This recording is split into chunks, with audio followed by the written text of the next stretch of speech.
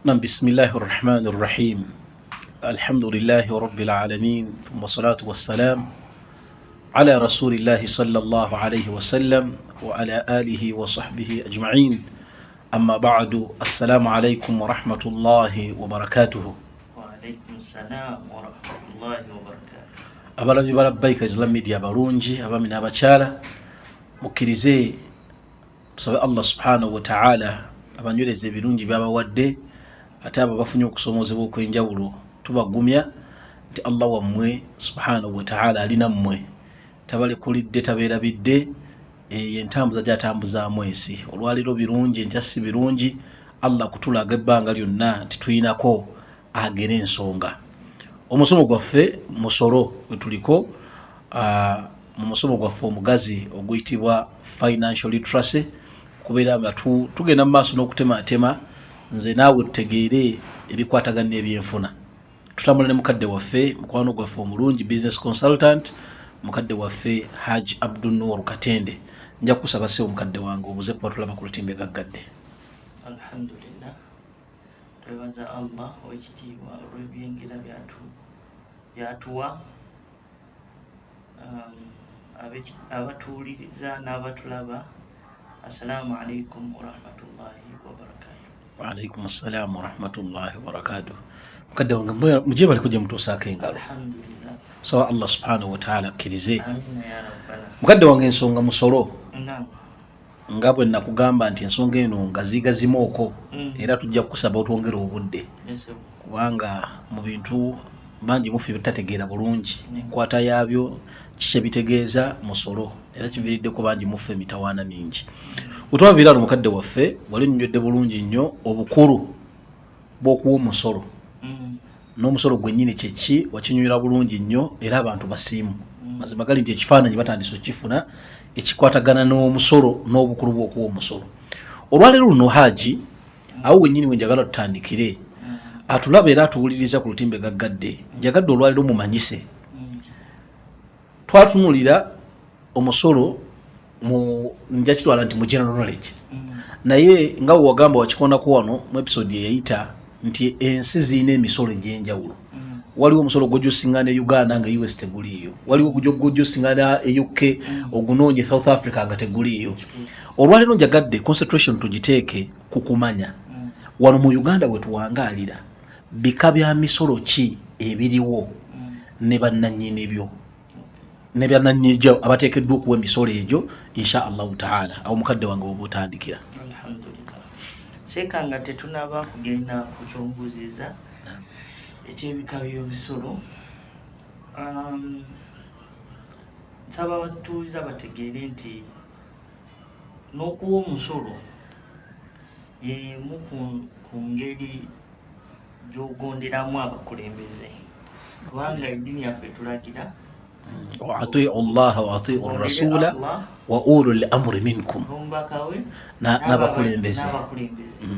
Kati bw'otawa musolo obeera togondedde baki bakulembeze ate ogenda kwediikako obuzibu kubanga kuyinza okuviirako gwe oba bizinensi yo okuggalwa oba okusibwa n'okosa abantu. Kati eddiini yaffe tetugamba kwekosa, ekyo kituufu, tokkirizibwa kwekosa. Kati n'ensonga eyo abatulaba bagitwale nti ekitegeeza Haji kyogamba nti okuwa omusolo kitundu mu kuyimirizaawo eddiini omuddu oba mu ibaada olwa ayo gye tukonyeeko. So waayo omusolo wakati mu kugondera Allah subhanahu wa ta'ala ebinaddirira gwe birekere Allah. Ebyokugamba omusolo mungi omusolo ekyo kirala, naye ate obutawa musolo nakyo kikola kirala. Wallahi kijjeewo bulungi mukadde wange. Naam Haji. Kakati nga tugenda ku bika eby'omusolo, bw'ogamba ebika oba oleetegeeza nga categorization.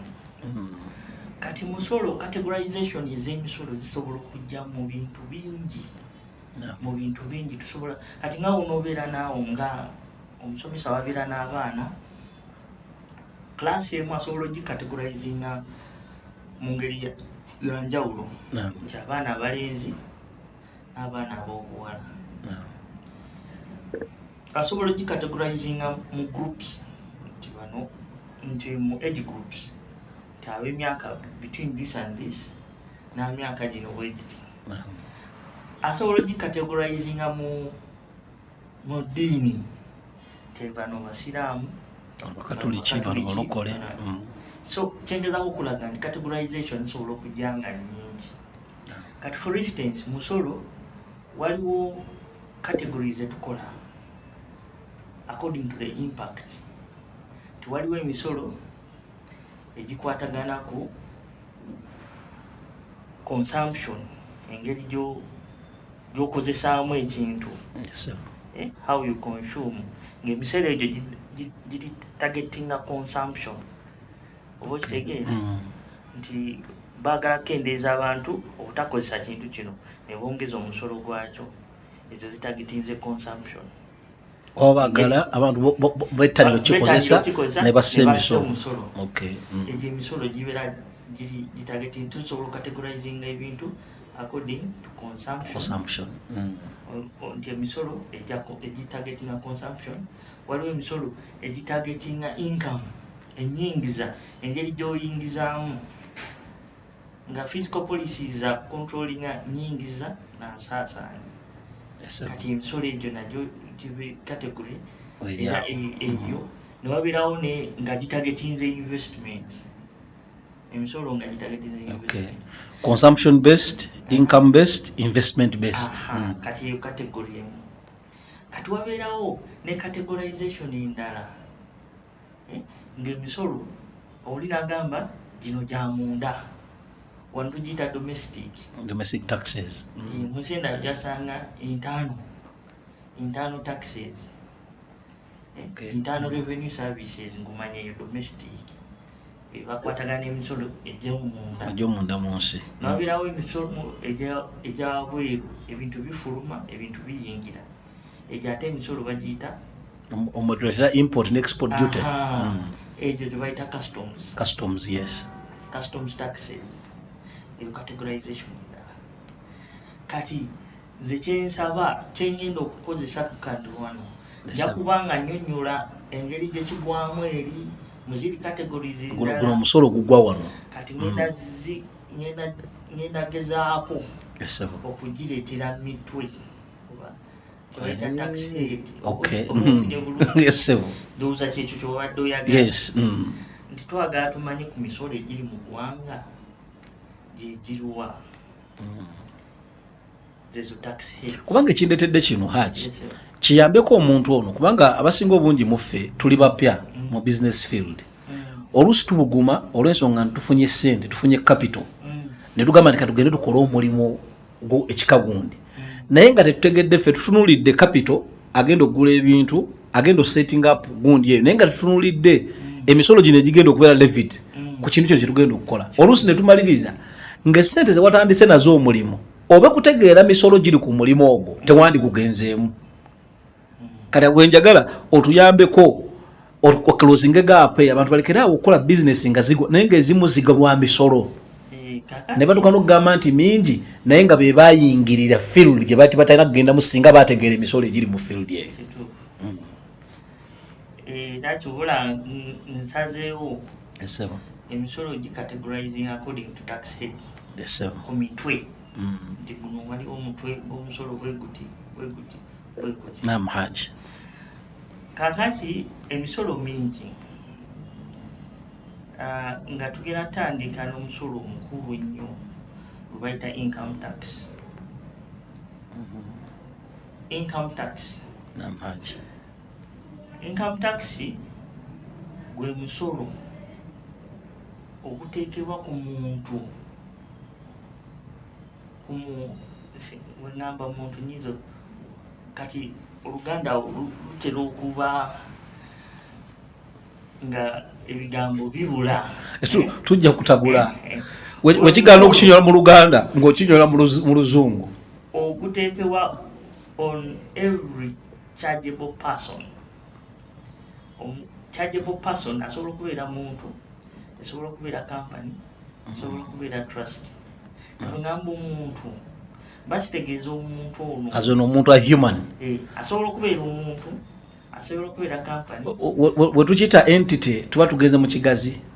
olugamba nti an entity business entity oba kati ate awo tuba excludes abantu kati oluzungu olutuufu ye person. Okay, yeah. Kati person includes an individual. Okay. Omuntu ekwatamu omuntu. Kati gwe musolo oguteekebwa ku muntu on a person Yes. chargeable person ng'alina chargeable income. Okay. Mu mwaka guno omusolo guli annual bagucharginga buli mwaka. Okay. Naye nga guli ku muntu oyo abeera ne kye bayita chargeable income nga kyayingiza kigibwako omusolo kiqualifying okugibwako omusolo. So omuntu yenna oba business yonna oba company yonna eyingiza nga kyeyingiza kiqualifying okugibwako omusolo agibwako ekiyitibwa income tax. So ogwo gutagetinga wali kuyingiza ogwo guli gutagetinga income. Kiri kye nagambye guchargingwa buli mwaka. It's annual. It's annual. Kati yo tax head emu. Okay. Kati bino okutegeera who is a chargeable person, what is chargeable income, ebyo ndoza tujja bigenda bwe nga tutandise okudetailinga ensonga zino. Kati kutegeera nti waliwo omusolo oguchargingwa omuntu ayingiza ennyingize equalifying okugibwako omusolo mu mwaka in a year of income. Okay. N'okutegeera omwaka gw'ebyenfuna nakyo kikulu. Okay. Okijjeyo bulungi haji kitegerekese bulungi nnyo. Gye bayita income tax. Yes sir. Omusolo ogwokubiri gwe tulina ano mu ggwanga, omusolo ogwo ogwa income tax guli domestic, gwa munda. Okay. Kati ngasse it is income gugibwa ku bya kuyingiza ate guli ki? Ate guli domestic gwa munda. Okay. Kitegereka bulungi. Details tujazigenamu inshallah. Naam, omusolo ogwokubiri gwe tusobola okwogerako wano gwe bayita value added tax, VAT. VAT. Guli tugaye gwa mwaka. Guli annual. Buli mwaka. Guno guli monthly. Buli mwezi. Okay. Government ej'omusolo at every stage of value addition. Buli woyongerako value. Government ejja okubeera service n'ogyongerako value nga government ekola ki? Kujjako omusolo. Okay. Bweba kintu kyotunda buli wokyongerako value government ekujjako ki? Omusolo. Wano mu Uganda tulina rates bbiri eza value added tax. Waliwo 0 ne 18%. Okay. 0% ne 18%. Kakati omusolo ogwo it is at every stage of value addition. Value addition yet, for example, abasuubuzi okujja ekintu mu kifo kiri n'okiteeka mu kifo ekirala waliwo value oba okyongeddeko value. Okyogeddeko value. Waliwo abantu ba manufacturers abatu transforming akwata ebikuta n'abinyiga nakola briquettes ataddeko value ayongeddeko omutindo. Okay. Actually awo kijje bulungi haji nti buli lwoyongera omutindo ku kyamaguzi kyonna government ekujjako ki? Omusolo. Naye kambuuzeemu kawade tunatuuka mu kiseera kya bibuuzo ku nsonga eyo. Kati mbadde ndowooza nti bwe nnyongerako omutindo ate gavumenti yandisanyuse busanyusi ate nteekako takisi. Kati kyenkugamba guno omusolo teguli income nga guli. Okay. Guli aimed at consumption.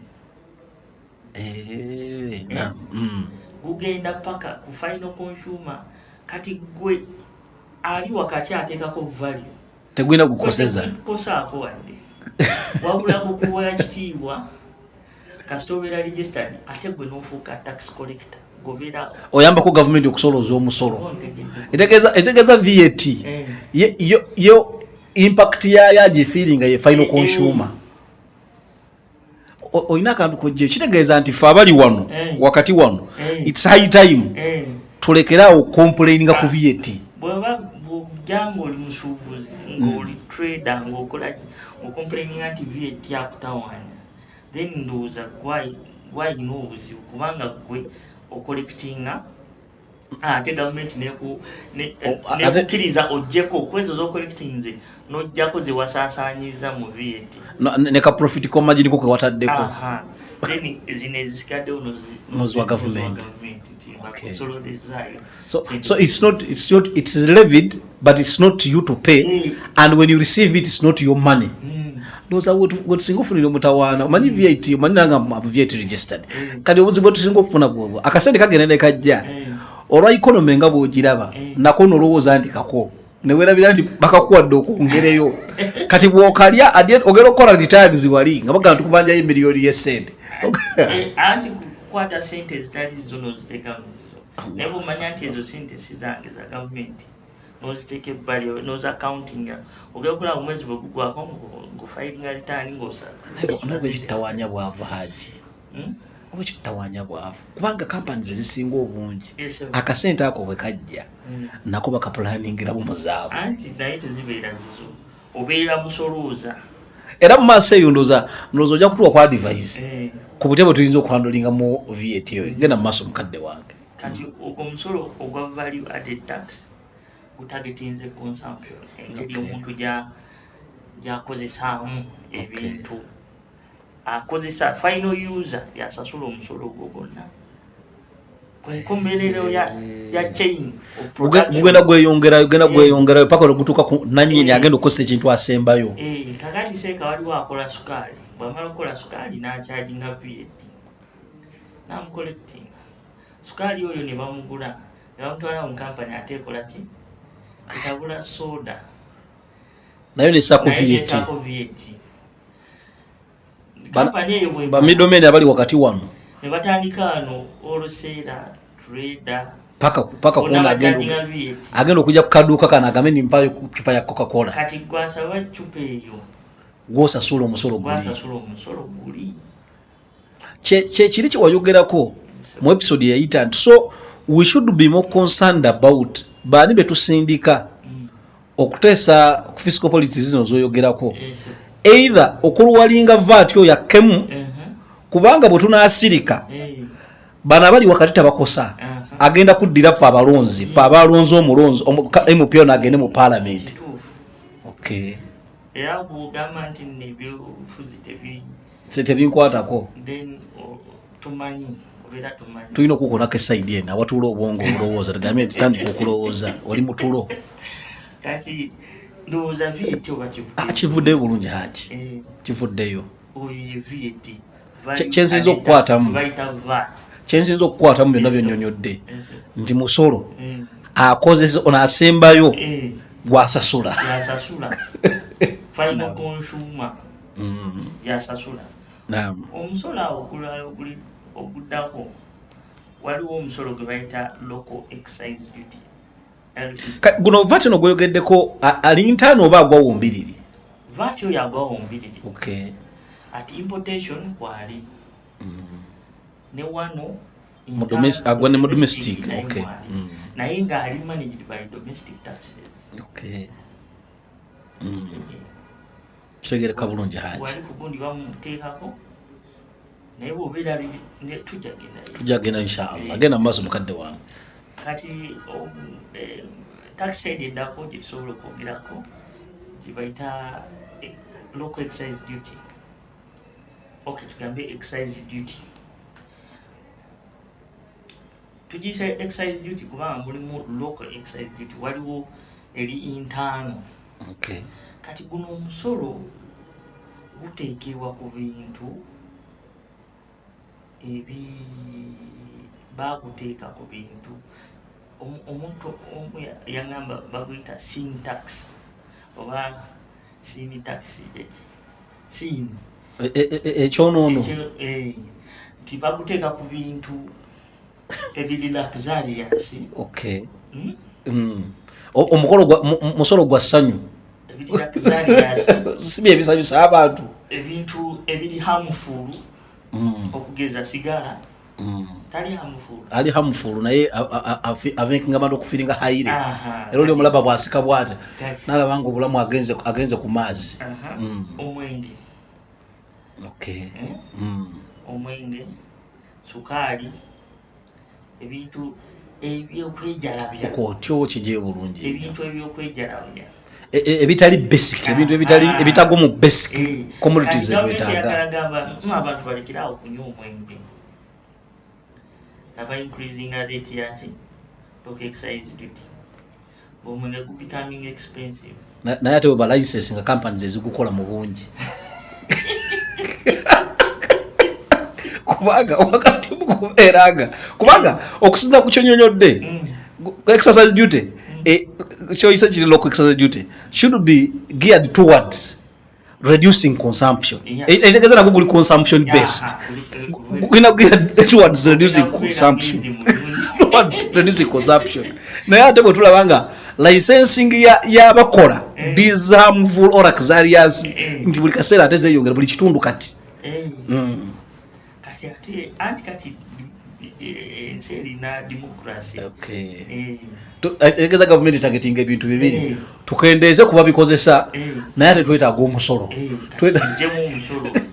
okay ndiyesema kati sukali oyagamba ati sukali basolo lwaki ajaibidde ku sukali alwaza ekyo kituufu kati abantu bwe increasing and mulago nenagale sinja abantu abalwadde basukali beyongedde ate nga labor force yeggwanga abantu tebakoma kulwala government ekosebwa nabanyigamu ngabongezaamu abantu bakendeeza okunywa sukali simanyi oba kitegerekese bulungi nnyo kati omusolo ogwo nagwo buli monthly nga VAT buli mwezi omuntu abeera alina okufayiringa return oyo ali registered musolo ogwo ekitegeeza ogwo guli nnyo ku companies oba ne bano ne ba traders gubakwata kugenda eri ku gundi kuba n'abakola oba abayingiza guli ku consumption targeting muntu user ya kusasula bali ba claiming bagongera bwongezi chupa ya nairo ebadde ku kasanvu kasaba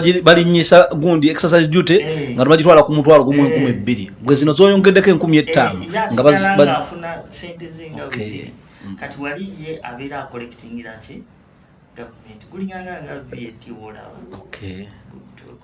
naye kuba nti guguli ku particular communities zino zitugambe zi luxurious kitegereka bulungi haji kakati ogwo nango gumulyawo no tax head eriawo kano wabeerawo tax heads eno ezine ebbiri zengino okuddako ate zidde eri muki mu income tax gye twasookeddeko for example gye bayita withholding tax withholding tax they withhold on the payment nti omuntu waba agenda kusasula naga zino kanzisigaze era twazanyanga obuntu bungi ne companies ezimu nga singa baba bagenda kola payment nga payment esukka akakadde bagamba nti either katikiriza bino wammanga either tugenda kubakati fe tugenda kusasula withholding tax kati either okkiriza tukusasula miliyoni ye sente tuje biseera bye yali ku 6% oba ekyaliyo nga tugenda kukatako 6% oba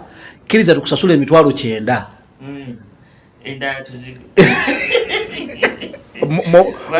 mumuyina emizanyo gya bisolo babuke omusolo naye oba oyagala kusasula zonna naffe tugenda actually bagambanga nti wetuba tugenda kusasula withholding tax naawe olina okusasula VAT kakati omusolo ogwo ngerinnya woliwulira withholding on a payment kati obeera osasudde omusolo in advance kubanga ogenda funa credit who pays the withholding tax the one paying or the payee the person the pay gwe basasula the pay yasasula withholding tax basasudde ona withholding you are yemtekaka akazito ndio yoba omusasula soko otugireko 6% you are withholding agent oli withholding agent goli agent wa URA tomusasula ngo taddeyo sente mu 6% so withholding gikwate ne bagikwata kati URA ne gikubanja gwagikutte kati bomala omwaka omulamba no filing income tax yo nomanya nti ngenda kusasula milioni 2 musolo ngojjukira waliwo sente zange zibatampa kufa gwe basasula basasula lesi 6% zizino ngogattagatta mbadde nina kusasula milioni 2 ngenda kusasula 5 kuba bawithdrawinga sente zange 15,000. Kitegerekesa bulungi jagadde akatwako bakategeere nti asasula ya withholdinga naye nanyini kusasula musolo gwe basasudde yanagukleiminga oli aguteekerayo naye ateekerayo ono nti nfayirinze bitaani eno naye asasula omusolo yegundi oli gwesiwadde sente. Itegeeza nti abakuyambye nawe okubeera in good books with the government. Oyinza okuba kisoboka okubanga kisoboka kuba kyembadde ngenda okubuuza kisobola okubanga omuntu tali ku VAT system naye ng'ate asasula withholding tax. Kisoboka amaze nenkiraba kisoboka kubanga kiva waliwo naakusasula nakyo kiriko omuwendo nti singa payment eyitinga such a threshold omuntu aba alina okusasula. Nedda tekuli kiri nti omuntu bagazetinga bali bawandika bateekako list nti bano be ba withholding agent ne balikola ne list n'abali exempt withholding tax exempt ne bagamba nti bano bo ye bwaleeta ye mu mwaka senteke konna. So do we need to go and register for that or bo binyini bibasalawo kati ng'ejo gambe exemption yeyo do we register for it? Exemption but you apply. Bakutunulamu ne balaba oyinza okuba nga toqualifyinga ne bagaana naye abaqualifyinga babawa exemption. Kitegerekesa bulungi haji withholding kati kolako ogwokubiri kubanga withholding eno business wise advice esobola okuba bagundi baffe etolo ku affecting cash flows zo obadde obanja milioni 2 milioni 10 kulese 10 ne bajjako 6% emitwalo kimanyi nkaaga yes kachitera oku affecting cash flows nti sente zo yinza okuba obadde ozyagala zikuba yes olina kyobadde obaze akaseera kano ekavaayo ne kajja kino kitambula ne kajja nkaliresi kati bw'obanga tuli withholding tax exempt, for example, you are importing something when a container you million bina valued at million bina 6% is how much? Sijagenda njo mbibalu nja kuyita mugana naye mugana ngaraja bwe yasoma math nja kumuyita nja tubaliranga ebintu ebyo katudde wano kati 6% ebira sente nyingi kati nga tetuzirina naye omuntu ali withholding tax exempt ye 6% abira tebagenda jimubala actually zibanga milioni 24 ku milioni 4 milioni 24 it's too much money this will kusasula rate emyaka eyende wagundi joyako kyoshituufu kati exemption ebanungi naye ezo kudisturbing cash flows ezo kudisorganizing cash flows akiri kyojjeyo kijjeyo bulungi ekyogamba nti we can apply mugamba nti osaba qualifying ne bakuwa etegeza URA ino okujja nekola assessment you apply where ekikwalagana n'emisolo gyonna we deal with URA amateeka ag'omusolo gonna gabeera implemented by Uganda Revenue Authority by law. Kitegera ngojje kwa n'ofuba kuli bafu tuteekamu kafe tuwali tukimalira ne police ngati obadde ogenda kusasula omusolo gwa milioni 10 naye tujjeemu 3 emitwalo 5 genda ndoza police ebekoze nga the credit agent wa URA simanyi wana ba report ng'omusolo gwe musolo those are fees penalty fees teguwa musolo bad finding omusolo omanyi I don't want us to be tugane kuba na kifaananyi kikaze kiri mu ggwanga kubanga wayogera ekintu wano kyali kikulu nti we must fight tulabe ng'omusolo tugusasula ate gutuuke kubanga emigaso girina gye tuli kati ku bimu bye tujja okudisikasinga mu maaso ebisinza okuleeta abantu okwaavoidinga okuwa omusolo mulimu even the use of authority agencies mu mbeera eyo omuntu alina okusasula omusolo kati nga ku borders abantu bano abasimagolinga they don't smuggle laga routes we balina okuyita yita wano wante waliwo ba URA gundi yita wano nayo ojja kuleetayo akantu bwe kati so kyenjagadde okubuuza nti naako nako naffe twewale nti yadde sasasudde guli mu structure naye era nasasudde omusolo ate ogenda tumanyi omusolo gye gugenda ate batajagala okubuuza nti abasajja nobamana ne baripootingako ne bagamba nti eri mu saidi eri kakati obadde wakatuwaako gumu withholding guli under income tax okay kati then nowabeerawo omusolo gwe tuyita pay as you are nga bw'oyingiza osasula lozo gwayatiikirira nnyo epeeyi bagiyita peeyi gwayatiikirira nnyo gutwaliramu abantu bangi abantu abasinga wano bakozesebwa bali mu employment omuntu ali mu employment kati abantu bangi kizibu okuba managinga buli omu n'ogenda tugambe bw'obanga you tax administrator ogende buli nju okumanaginga kati mateeka gagamba employer tuyambeko mu kino abakozi bo bamanyi tusololezeko omusolo tusololeze abo nabeera nga income tax we gwasasudde kati guno guli monthly naye guli withholding tax naye ali monthly guno guli monthly guli domestic guli monthly ekitegezo no buli wasasula abakozi bano bakolera alina okuyambako gavumenti abajjeko akasente kano kati bokoledde sente bweziti babeera balina kusasula bwakya nakyo kina structure eyenjawulo tujja okulaba mu maaso eyo tujja kulaba mu maaso eyo tujja kulaba mu maaso tulabe ne tables engeri omusolo ogwo gye gukola ki gye baguditatingamu gye bagukendeezaamu tujja kiraba eyo mu maaso nti omuntu afuna kino ayingiza kino asasula bwati n'omuntu ayingiza kino asasula bwati inshallah taala tukyalinawo tax heads endala bweziri waliwo tax heads eza for example zitwaise eza customs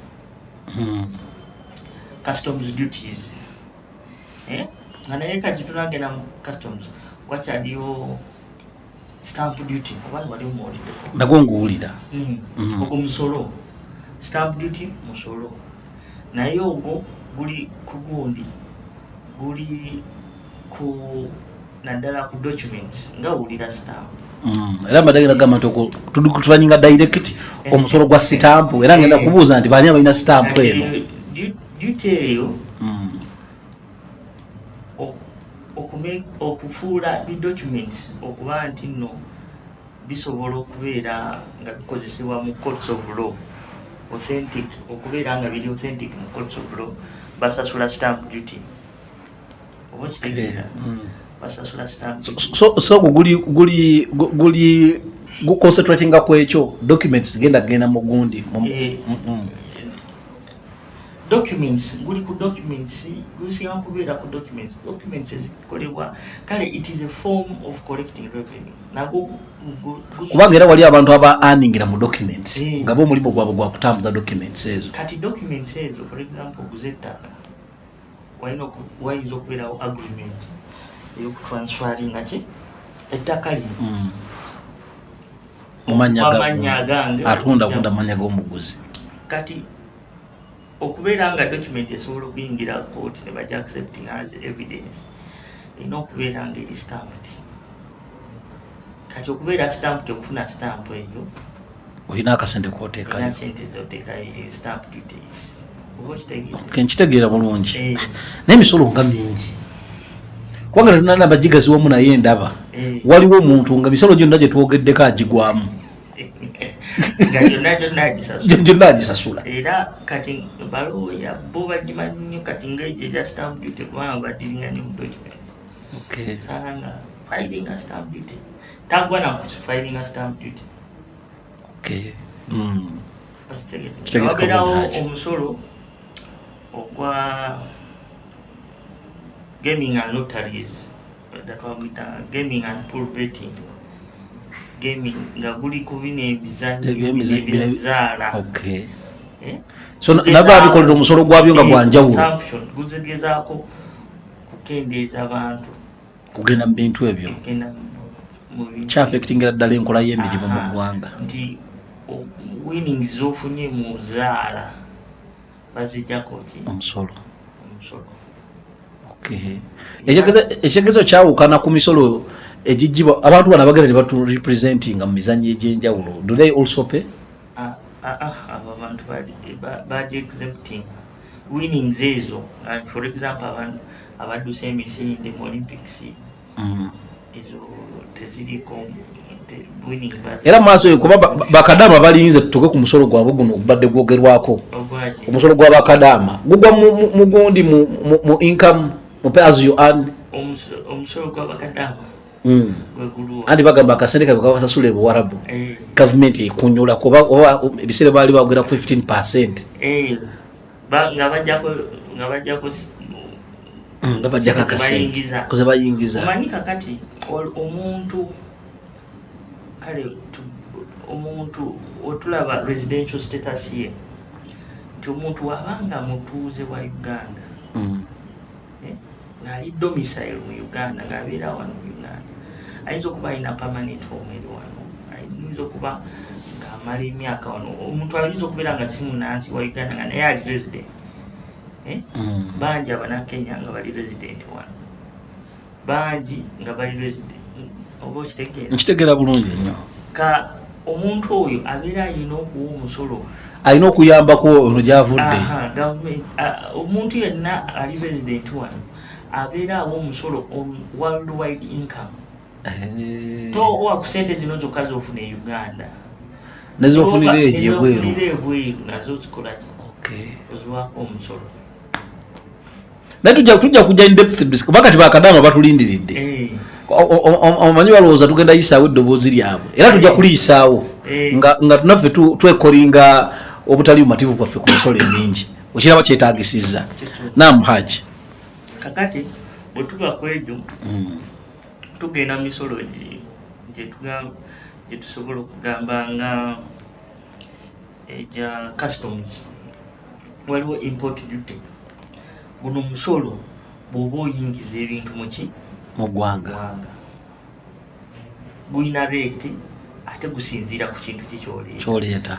Babilistinga buli kintu kirina rate yakyo buli kintu. Ndoza tunaba tutusaawo tujja kufuna ku list eyo ogituyitiriremu okwo. Tusobola okufunako naye tosobola gimala. Tujja kutulamu mu mirimu enyini kuba abantu baffe badiringiramu ebirimu enyini tubitegeera. Tujja kubayambako. N'ogamba nti eno eri 25%, eno eri 0%, mulimu ebiri 0. Actually nakyo kyogereko nti nebyo byennyini ebiri 0% era oli bw'agenda ng'ali illiterate about that era ogenda okusiŋŋana ng'era waliwo abamukunyiza era ne bamuyizaako kye bamuyizizaako. Manyi wana Abanyuganda mu kukuunyuula bo bagenda wala naddala bali mu authority mu kukuunyuula takulekera awo kyakuggyako eddiba akuggyako kyakuggyeko naga nti agenze naye muggyeko kye muggyeko walaba ekyali Entebbe ku airport 1 kubaana okufuluma n'okuyingira wano ng'airport efuuse airport nga naye actually nga nayo yafuuka URA endala eri awo yakola omusolo gwayo gutategeerekeka naye when they were exposed there was relief. So inshallah tujja kikonako tukigaziyeemu okumpolampola tulaba inshallah taala. Kati omusolo ogwo gwa import duty gubeerako rates zaago ezigibwa ku buli product gy'oba oleese. Na kakati wabeerawo omusolo ogwa export ate afulumya mostly abantu abafulumya bonna omusolo teguli naye waliwo products eziriko ate ki omusolo waliwo products eziriko omusolo ng'ofulumya bwoba ogifulumya eggwanga olina osasula ku ki kati ne wabaawo era mu customs mwennyini customs waliyo VAT import VAT Okay. Waliyo import VAT nga oli VAT gwe twakonyeko. Wabeerawo ne withholding tax nga goto. Ngera ali mu customs. 6%. Oba oliyita ekintu waliwo withholding tax. Wabeerawo era ne excise duty era nga ki. Nga otulabira wano ku bintu ebiroloko nawali ebiyingira nabiyinza okubeera. Kugirako levies endala nga infrastructure levy ne environmental levy n'ebirala. Kisinzira. Actually kyendabye mu customs nti kyoleeta. Kina impact ki kigenda kukola ki. Waliwo ne byobuleeta nga tebikirizibwa kuleetebwa. Ne babigaana. Actually ntero kiwulira nti ensi gundi yabaninga ekintu gundi tekikkirizibwa kuyingira mu nsi eyo. Kati nga mu malagala mulimu amalagala nga tegayingira mu nsi. Omusolo tetutakonako wali teguyamba okuregulatinga ebintu ebiyingira eggwanga ne gutaasa abantu. Oli ayagala kuimportinga bo tokkirizibwa. Eyo gundi monopole ya gavumenti. Waliwo ebintu ebitalina ku license byetasobola kuleeta wano. Era ninjagala gamba nti omuntu takkiriza okuleetayo tanka ye n'agyekumisa mu byobufuzi. Eyo monopole ya gavumenti. Haji amazima gani nti ensonga zitemeteme bulungi. Kati awo gwennyini bwe tugenda okusinzira kuba kati atulaba naffe kenyi tufuna ekifaananyi ku kye tuyingirira. Kye tusooka okurecognizinga nti tukyalina olugendo luwanvu kuba ebyo bye twetaaga okumanya bingi. Ate nga kati ennaku zino ng'ovudde kubeera bantu bangi abadiringa wano mu katale kano akaliroko naye ate nga ebirowoozo byabwe bitunulidde nnyo ate okugendako ebweru gazi y'akatale kafuluma ebweru. Waliwo n'abadiringa wano ng'ate baagala okuyingizaako ebiva ebweru. Ndowooza tugenda bakolera omulimu munene wano mu kubatemeratemera emisolo gino insha allahu taala gitegereke bulungi. Haji mu kigambo kimu bibiri onsibulira abatula bakulitimbe gaggadde. Ekigambo kyensobola bagamba abantu abamu naddala abaleeta ebintu okuva ebweru bw'asasula ebintu at customs n'asasula omusolo at customs agenda neerabira oba yabeera amanyi byonna bikoze biwedde. Omala buli omusolo ogusasudde ng'oyingiza kati bw'oyingiza wano n'otandika okuaninga ate waliwo emisolo ekigenda okujja ejijja naye omuntu agamba nasasula dde emisolo lwaki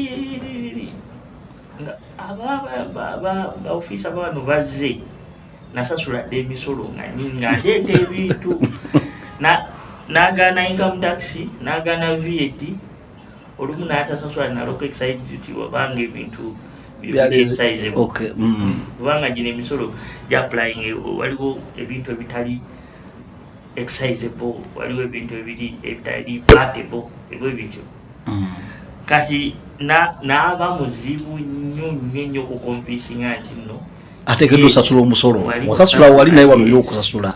Kati wamala ebyo biwedde mu bintu byayingira wamala ekyo kyekijja naye kati obadde okolera wano ng'otundira wano oyingiza kati wagala osasule paasi income tax. Abantu naddala aba importinga kyekiri kyabyogeddeko Haji nti the level of literacy mu business persons wano eri high. People going to things batamanyi tebazimaze kukola feasibility study tebatunulidde kiki bayingiramu kiriko misoso ki at the end of the day they become a problem to the country. Naye malizanga batukosesa ate kinene. Barakallahu fikum jazakumullah khair. Oyabadde mukadde waffe Haji Abdul Nur Katende business consultant wano ku Labbaika Islam Media. Tubasaba ekintu kimu n'abazaffe weziri wansaawo Haji osobola omufuna bulungi nnyo naddala tutereeze ensonga z'emisolo. Tutereeze ensonga z'emisolo oluusi omutawaana omunene guli ku ffe kennyini butafaayo kumanya business tuli mu business kikaki na misolo ki egikwatagana ku business gye tutambuza. Mubadde balabi balungi era bawuliza balungi ku Labbaika Islam Media. Tukwatagane mu episode eddako insha allahu taala. Barakallahu fikum wa jazakumullahu khairan fid dunya wal akhirah. Wassalamu alaikum wa rahmatullahi wa barakatuh.